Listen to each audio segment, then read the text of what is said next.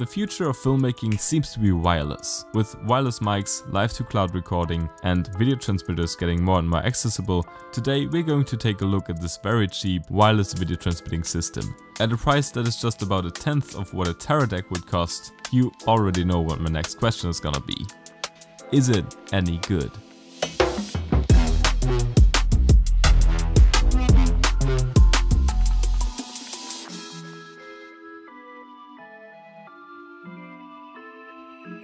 I must say, this product was one that surprised me the most, but to tell you why, I'll start at the beginning of the story. When I got the email by Zeroone asking me to review their Shimbol ZO600 series, I was more than skeptical.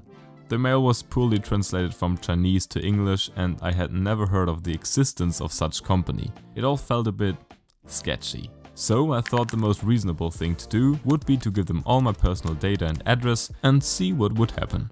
Fast forward a couple of weeks, they sent me two products. The ZO600S, a budget Full HD video transmitter with HDMI, SDI and even USB-C. And the ZO600M, a 5-inch monitor / external recorder that can also be used as a transmitter or receiver and works with the ZO600S. At the first glance, the build quality of the monitor was pretty much what I expected at that price point. A quite durable all-plastic housing. The transmitting system, however, already surprised me with the build quality. At that price, I didn't expect it to be made from aluminum. Basically, the only plastic here is where the antennas sit. But they can be built like a tank. If they don't perform, they are useless. And the hidden antennas made me skeptical yet again. So to test out the performance of these puppies, I prepared for 3 different tests that will show me whether they are any good. Test number 1. Distance. First, I wanted to see how far you can go until the signal drops out. While this will be affected by other signals or obstacles when you're in a city, I kinda wanted to see this in an ideal scenario, just to see what it's capable of. To do so, I had 3 possible ways of connecting the system. First, just the transmitter and the receiver by themselves. Second, the transmitter and the monitor. And third, the transmitter and my phone. Because you can connect multiple devices simultaneously, even your phone and tablet via the app. Everything connected pretty fast and without any problems. To see how far I can go, I put my camera inside my car and transmitted the signal from there. First, let's see how the transmitter and the receiver perform just by themselves. But before I drive off, I need some music. And oh, what's that? That's right, this is a song found on ARTLIST.io. Now, this video isn't sponsored by ARTLIST, but they said if I get 5 sales via the link in the video description, they might do a sponsorship. So if you're a fellow creator and want some of the highest quality music, sound effects, stock footage and templates all in one place, use that link to get 2 months for free and help this channel to get to the next big step.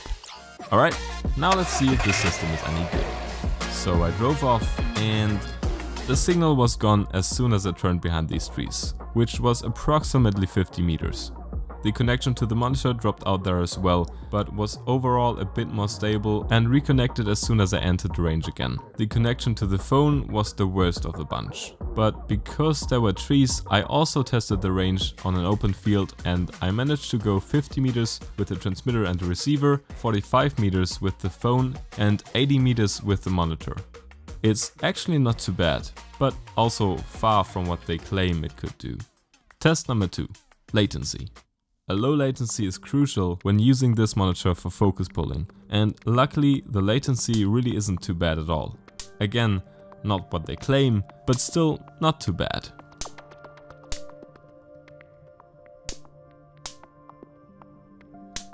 Test number 3. Quality. So far this system has performed surprisingly well, but there must be a trade-off, right? So what about the quality of the transmitted signal? The maximum resolution is 1080p, which is actually solid. On paper. But looking at the image, it has a really bad compression going on and you can see a lot of bending and blocky artifacts. On a 5-inch monitor, this can make pulling focus a bit more challenging, but not impossible. However, I really wouldn't want to record or stream this signal as the final image. Conclusion.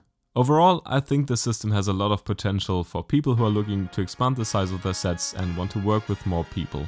It definitely isn't a Teradek, but it also isn't as expensive and can even do some things that the Teradek can't. Having this ecosystem is great and definitely usable as a director's monitor, something to give to your client, or even pulling focus. Bye.